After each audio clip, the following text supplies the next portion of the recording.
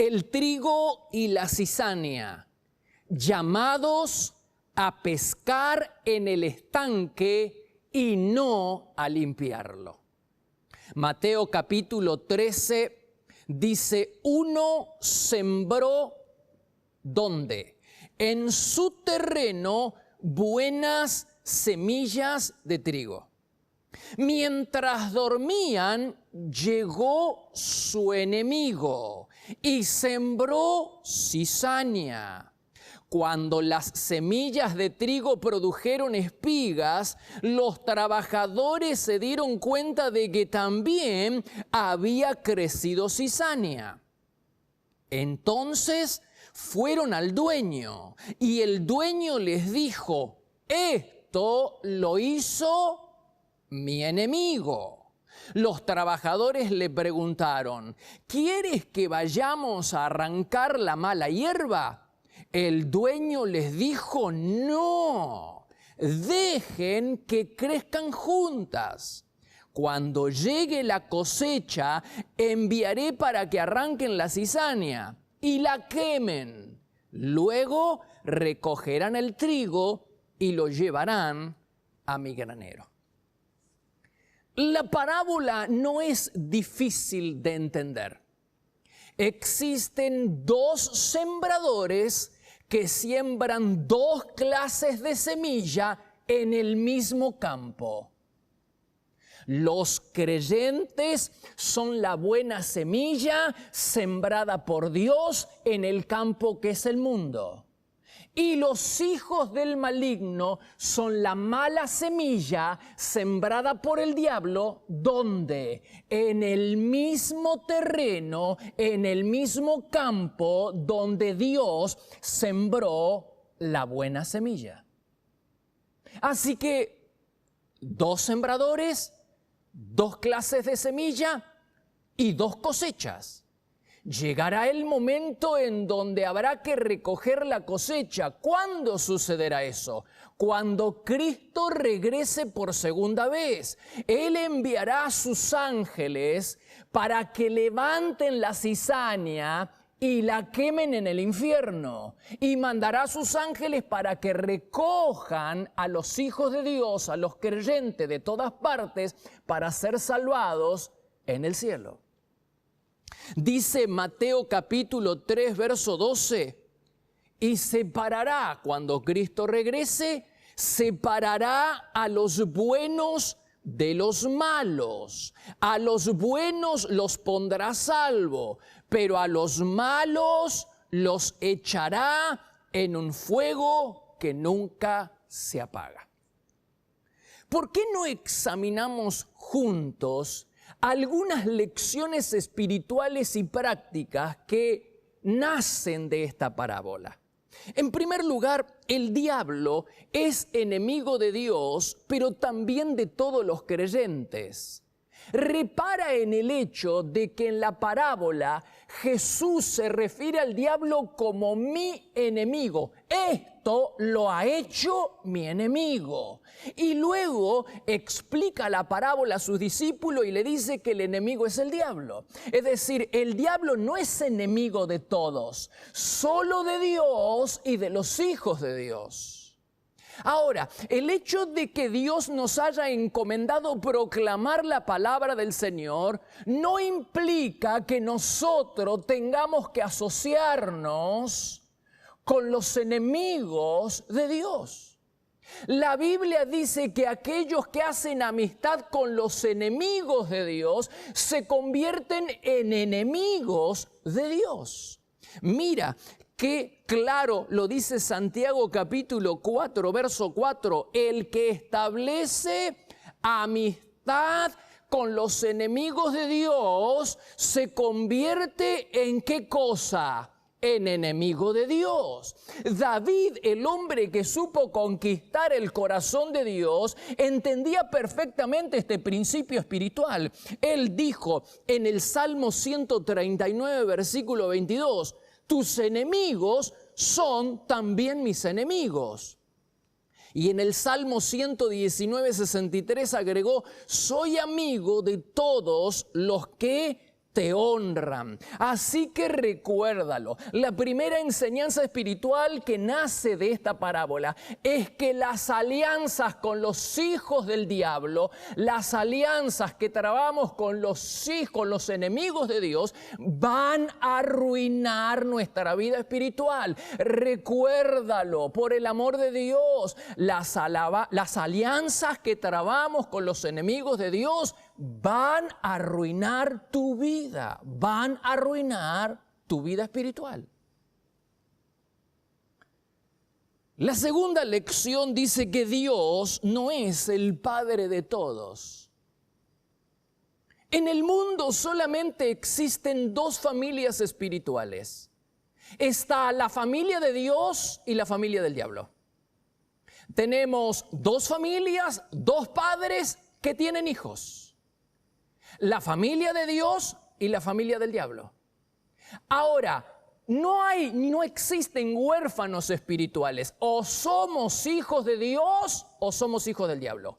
Y la Biblia dice que aquel que no es hijo de Dios, lo es del diablo. Así que si sí o sí pertenecemos a una de estas dos familias, la gran pregunta que nos hacemos en el día de hoy es ¿a cuál de las dos familias pertenecemos? ¿Puedes estar seguro de que perteneces a la familia de Dios? ¿Y cómo podemos estar seguros? ¿Cómo podemos estar? Porque esa es la gran pregunta. En este punto existen muchas discrepancias y mucha confusión. ¿Por qué?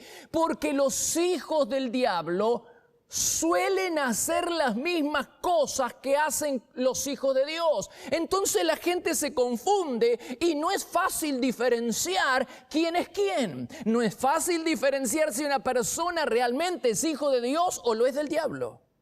Porque los hijos del diablo imitan y ellos hacen las mismas cosas que hacen los hijos de Dios. Sirven, oran, predican, sirven al Señor y se congregan de la misma manera que lo hacen los hijos de Dios. Entonces, ¿cuál es la diferencia? ¿Cómo podemos diferenciar y distinguir a un hijo de Dios de uno que no lo es? Por una sola característica, la relación que esa persona tenga con ¿qué cosa? Con el pecado. El apóstol Juan es muy claro en este punto. Él dice en 1 de Juan capítulo 3 verso 10, uno puede saber, lee conmigo, uno puede saber quién es hijo de Dios y quién es hijo del diablo. El que vive en pecado, subraya, demuestra no pertenecer a la familia de Dios. Luego dice en 1 de Juan 3:8, el que practica el pecado es del diablo. La gente suele desanimarse, la gente suele pincharse espiritualmente cuando ve a creyentes, entre comillas, hacer cosas malas. No pueden entender cómo un pastor abusa de niños, no pueden entender cómo un creyente malversa fondos, no pueden, entonces se desaniman. Pero ¿por qué la sorpresa? Quiero que alguien me explique por qué la sorpresa. El hecho de que una persona diga ser hijo de Dios no la convierte en su hijo. La Biblia es muy clara, el que hace lo malo, el que practica el pecado es hijo del diablo, aunque sea el líder principal de la denominación, aunque sea el pastor principal de la iglesia, aunque sea reconocido mundialmente y tenga millones de seguidores. Hermanos, la Biblia es muy clara. El hecho de que una persona diga que es creyente no la convierte en hijo de Dios. Puede ser hijo del diablo y estar predicando, puede ser hijo del diablo y estar componiendo música. Hermanos, la diferencia, la única cosa que distingue a un hijo de Dios de un hijo del diablo es la relación que tenga con el pecado. El que practica el pecado no pertenece a la familia de Dios. El que practica el pecado es del diablo, dice Juan en capítulo 3, versículo 8. Así que nadie se desanime. La única manera que tenemos de diferenciar quién es un hijo de Dios, de quién no lo es, no es si ora, si se congrega, si lee la Biblia, es si obedece a Dios, porque el que hace lo malo y practica el pecado es hijo del diablo. Así que ahora tenemos que preguntarnos, basta de mirar la paja en el ojo de nuestro hermano y veamos si no hay una viga en el nuestro. La pregunta que tenemos que hacernos es, ¿qué relación tenemos cada uno de nosotros con el pecado? ¿El pecado es nuestro amigo o es nuestro enemigo?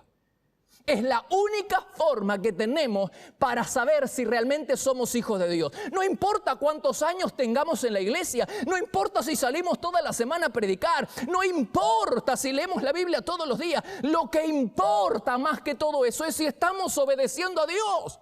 Porque el que practica el pecado, aunque se congregue, aunque ore y aunque lea la Biblia, es hijo del diablo. Y punto. La tercera gran lección que aprendemos es que el bien y el mal están mezclados en todas partes. El diablo siembra a sus hijos, creyentes falsos, en el mismo terreno, en el mismo lugar donde Dios ha sembrado a los creyentes la buena semilla. Es importante que entendamos esto. Buenos y malos, hijos de la luz, hijos de las tinieblas, hijos de Dios, hijos del diablo, están mezclados, conviven en la misma comunidad de fe. El diablo siembra la mala semilla, siembra la cizaña, siembra a los creyentes falsos en el mismo lugar, en el mismo terreno. Dos sembradores, dos clases de semilla en el mismo terreno. Siembra la cizaña, siembra la mala semilla en el mismo lugar donde Dios ha sembrado los creyentes verdaderos, donde Dios ha sembrado el trigo, donde Dios ha sembrado la buena semilla, no en otro terreno. Tenemos que aceptar la idea de que la iglesia no es un lugar totalmente puro, no es un lugar totalmente descontaminado del mal. Tenemos que aceptar la idea de que la iglesia es un lugar donde hay una mezcla entre trigo y cizaña, entre buena semilla y mala semilla. Dice la Biblia en 2 Corintios capítulo 11, verso 14. El mismo Satanás se disfraza como ángel de luz.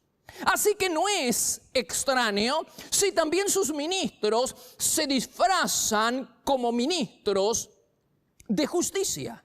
Es un hecho, hermanos, no lo podemos negar. La iglesia perfecta no existe. La iglesia descontaminada de todo mal no existe. La iglesia totalmente pura no existe, porque Dios dice que en el mismo terreno donde Él sembró la buena semilla, su enemigo, el diablo, ha sembrado la mala semilla, los hijos del maligno. Buenos y malos, hijos de Dios, hijos de las tinieblas, en el mismo lugar, mezclados en la misma comunidad de fe. Dice 1 de Juan 2:19, los enemigos de Cristo estaban entre nosotros, pero no eran de los nuestros. Ahora, esta mezcla entre buenos y malos, esta mezcla entre hijos de la luz e hijos de la tiniebla, seguirá siendo así en la iglesia, seguirá siendo así en el mundo hasta la segunda venida de Cristo. Cuando Cristo regrese, dice la Biblia, enviará a sus ángeles para que separen lo bueno de lo malo, para que lo bueno sea preservado para salvación y lo malo sea quemado en el infierno. Será así, tenemos que aceptar la idea de que será así. Ahora, el hecho de que la iglesia no sea un lugar totalmente puro y de que no podamos desarraigar totalmente el mal, no es una excusa para no procurar la santidad. Hermanos, aun cuando la iglesia esté contaminada y todo lugar en el mundo esté contaminado, tenemos que procurar la santidad y tenemos que procurar crearle a Dios un ambiente de honra y de respeto para que Él pueda manifestarse. No es ninguna excusa decir que la iglesia está sembrada de mala cizaña, no es ninguna excusa para no procurar crear la santidad y un ambiente de honra para que Dios pueda glorificarse y manifestarse. Ahora la pregunta que nos hacemos es ¿por qué el diablo? Ven conmigo. ¿Por qué el diablo siembra? ¿Por qué el diablo siembra la cizaña, mala semilla, en el mismo lugar donde Dios sembró la buena semilla? ¿Por qué? La única respuesta es para arruinar la semilla buena, para arruinar la obra de Dios. Cuando Jesús dice que el diablo vino para hurtar, matar y destruir, se estaba refiriendo en primer lugar a la vida espiritual. La Biblia dice que el diablo anda al acecho como un león rugiente, buscando a quien devorar. ¿Devorar qué? Devorar nuestra vida espiritual. ¿Cuándo lo vamos a entender, hermanos? Dios no está detrás de tu familia. El diablo. El diablo no está detrás de tu familia. No está detrás de tu ministerio. No está detrás de tu trabajo. Lo más precioso que tienes y que seduce al diablo es tu relación con Dios. El diablo sabe que si logra meter una cuña en tu relación con Dios, todo se va a venir abajo. No hay nada que le importe más al diablo de nuestra vida que nuestra amistad, nuestra relación con el Señor. Él sabe que si arruina nuestra amistad con Dios, todo se viene a pique. Lo más importante, el tesoro más importante que tenemos los creyentes es nuestra amistad y nuestra relación con Dios. No descuidemos el tesoro más importante que tenemos. El tesoro más importante es Dios, es nuestra amistad y nuestra relación con Él.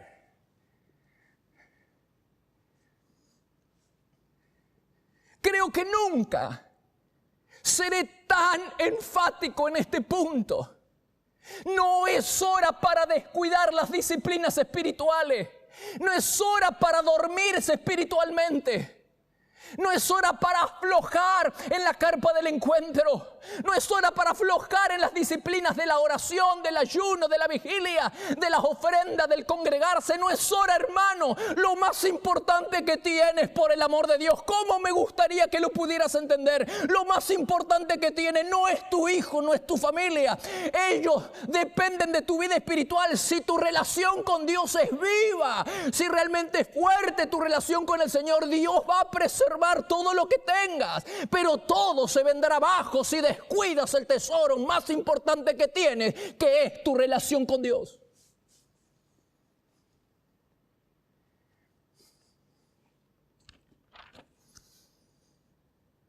En cuarto lugar, lo bueno siempre tendrá oposición. Hemos dicho o nos hemos preguntado por qué razón el diablo siembra cizaña, cristiano falso entre los cristianos verdaderos, para arruinar la buena semilla, para arruinar nuestra vida espiritual. Pero ahora la pregunta es, ¿por qué Dios se lo permite? ¿Por qué Dios le permite al diablo que siembre cristianos falsos entre los verdaderos? ¿Por qué se lo permite Dios? Por una sola razón. Para que nosotros tengamos la oportunidad de predicarle a los hijos del diablo de que pueden dejar de formar parte de esa familia y comenzar a formar parte de la familia de Dios. Si Cristo no ha vuelto todavía, es porque nos está dando la oportunidad. Eso es lo que dice la Biblia. Si Cristo no ha venido, es porque nos está dando la oportunidad todavía para que le prediquemos a los hijos de este mundo de que pueden dejar de formar parte de la familia del diablo y comenzar a formar parte de la familia de Dios. Mira lo que dice 2 de Pedro 3:15. Si Jesús no ha venido todavía, es porque nos está concediendo tiempo a la iglesia, a los creyentes, para que proclamemos el mensaje de salvación al mundo entero. Es nuestro deber hacerles saber a los hijos de este mundo que pueden dejar de formar parte de la familia de Dios. La iglesia, los creyentes, conocemos el salvoconducto. Existe, hermano, Un salvoconducto para todas aquellas personas que quieren dejar de pertenecer al diablo, quieren escapar de las garras del infierno. Y nosotros conocemos ese plan, ese salvoconducto, y hemos sido llamados a proclamar el mensaje de salvación. Pero cuidado, acá me detengo. Ese mensaje que tenemos para los hijos del diablo incluye a Cristo. Y no es una obviedad. La presión de este mundo secularizado ha hecho de que la iglesia se dedicara a proclamar las enseñanzas de Jesús sin su autoridad. La iglesia, presionada por este mundo secularizado, ha disociado las enseñanzas de Jesús, de su autoridad. No es lo mismo decir robar está mal a decir robar está mal porque a Dios no le gusta. Si yo en la escuela le enseño al niño que robar está mal, pero no le digo por qué no incluyo a Dios, es cuestión de opinión. Si decimos que la castidad es buena, pero no incluimos a Dios, entonces es una opinión personal tan válida como decir que la fidelidad atenta contra la felicidad matrimonial. Sin la autoridad de Cristo, el mundo solamente compara ideas y la moralidad es cuestión de opinión personal, hermanos. Una cosa es debatir por horas acerca de la necesidad de tener una ley para matar niños, y otra cosa muy diferente es oponernos a esa ley lisa y llanamente porque atenta contra el plan de Dios para la familia y para el ser humano.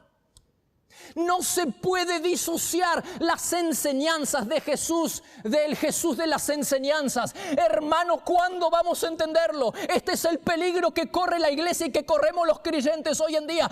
Disociar las enseñanzas. Entonces tenemos una iglesia y unos creyentes que en sus trabajos predican las enseñanzas, proclaman, enseñan los principios bíblicos sin Cristo, sin mencionar a Cristo.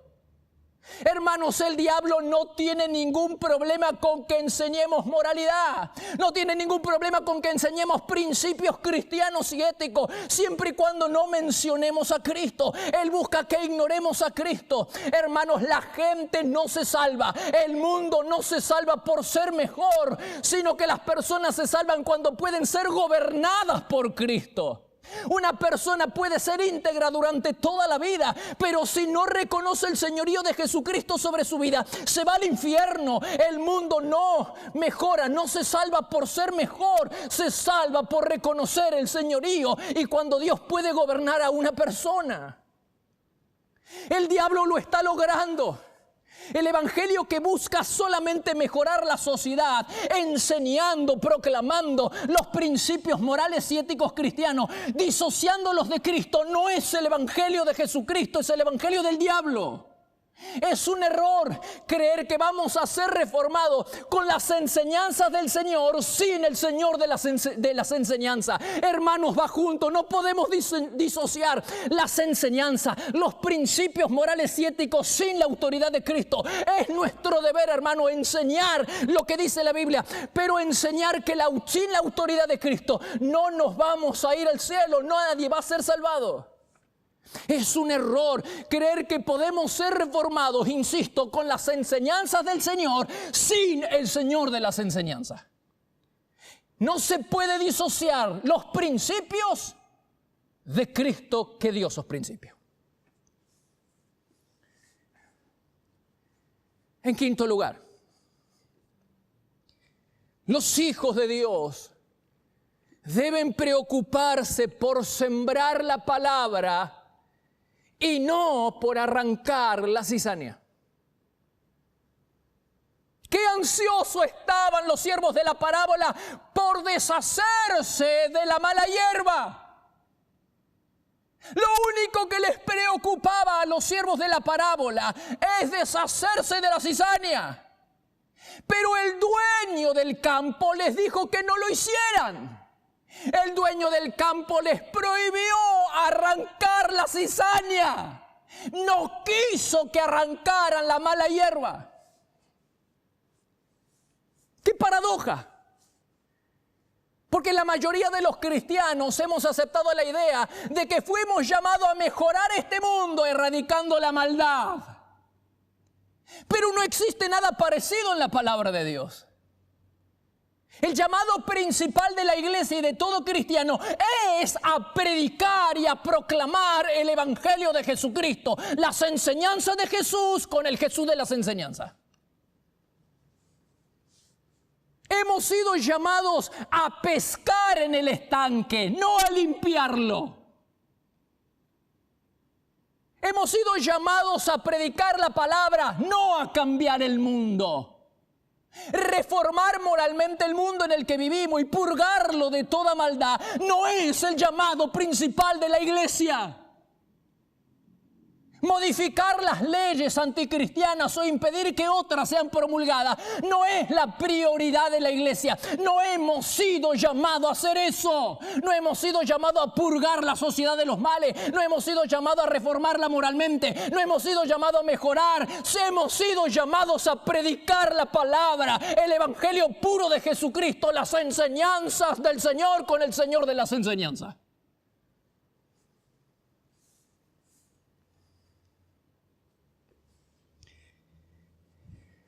Es cierto que nos exaspera ver cómo crece el trigo falso. Es cierto que nos exaspera ver la maldad cómo crece a nuestro alrededor. Pero hermanos, hagamos lo que Cristo nos pidió hacer. Dejemos que la cizaña crezca, que a su debido tiempo el Señor se va a encargar de ella. Nosotros hagamos lo que Cristo nos pidió hacer. ¿Por qué la iglesia se desenfoca tan rápido? ¿Por qué la iglesia hace lo que Dios no le pidió hacer? No hemos sido llamados a transformar, modificar, reformar moralmente este mundo. No hemos sido llamados a purgar, insisto. Una vez más, no hemos sido llamados a purgar de males esta sociedad, a erradicar la cizaña. Hemos sido llamados a sembrar. El dueño de la parábola dijo, no arranquen la cizaña, dejen que crezcan juntos, que en el día en el que yo vuelva me encargaré de ella. Entiendo que la iglesia corre un doble riesgo hoy en día. Por un lado, obsesionarse con la idea de arrancar la maldad a nuestro alrededor, de purgar la sociedad de la maldad, impidiendo que leyes antidios sean promulgadas o deshaciéndose de leyes anticristianas. Hermanos, corremos ese riesgo de creer que hemos sido llamados a limpiar el estanque cuando fuimos llamados a predicar, a pescar en el estanque. Y el segundo riesgo es que la iglesia se dedique a la acción social, a hacer bienes, a satisfacer las necesidades materiales y físicas de la gente, cuando la iglesia es la única institución en el mundo que ha sido llamada por Dios a suplir las necesidades espirituales, a proclamar la palabra del Señor. La Biblia dice que los creyentes tienen que imitar a Cristo. Y Cristo dijo de sí mismo, Lucas capítulo 4, verso 43. Debo predicar la buena noticia del reino de Dios, porque para eso fui enviado. Y luego agregó, Marcos 16, 15. Vayan por todo el mundo y hagan ¿qué cosa? Lee bien. Y hagan ¿qué cosa? Y proclamen mi evangelio a toda criatura. Entonces, hermanos, estoy llamando tu atención para que entendamos que de ahora en adelante la misión principal, ahora somos enfocados. Seguramente has venido buscando una palabra. Hoy viniste buscando una palabra para este año, una palabra de ahora en adelante. La tenemos, solo que ahora tenemos que responder. ¿La vamos a aceptar o la vamos a rechazar? La palabra es esta: hemos sido llamados a cuidar el tesoro más importante que tenemos, que es nuestra relación con Dios. No descuides la relación con Dios. Y nuestro llamado principal es a predicar la palabra. Por lo tanto, no descuides el servicio y la predicación de la palabra a tu Dios. Yo quiero proponer un lema Hasta el día de hoy teníamos un lema en la iglesia que decía por un año de intimidad con el Señor. Pero a la luz de lo que nos fue revelado, tenemos que mejorar ese lema. No es por un año, es por una vida de intimidad, sí, porque es el tesoro más importante que tenemos, por una vida de intimidad y de servicio al Señor. No es solamente intimidad, sino de servicio al Señor, porque hemos sido llamados a cuidar el tesoro más importante que tenemos, que es nuestra relación con Dios, pero también hemos sido llamados a predicar, a pescar en el estanque, a proclamar el Evangelio de Jesucristo, las enseñanzas de Jesús, con el Jesús de las enseñanzas. No podemos disociar las enseñanzas del Señor con el Señor de las enseñanzas. Así que quiero animarlos a todos, no por un año, vayamos por una vida de intimidad y de servicio al Señor. Que hoy sea el día en que consagremos nuestra vida, que hoy sea el día en que nosotros decidamos restaurar la carpa del encuentro, el altar de adoración al Señor, y que hoy sea el día en que decidamos servir al Señor con todo nuestro corazón. Aleluya, dale gloria al Señor y que tengan una hermosa semana bendecida por Él. Aleluya, gloria al Señor.